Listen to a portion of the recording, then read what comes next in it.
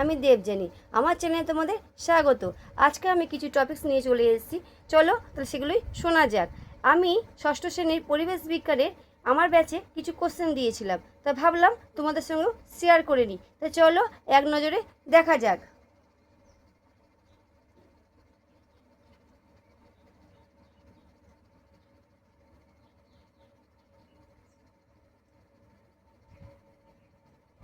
প্রতিটি প্রশ্ন খুবই গুরুত্বপূর্ণ এবং বড় প্রশ্ন ছোট প্রশ্ন তোমরা ভালো করে পড়তে থাকবে।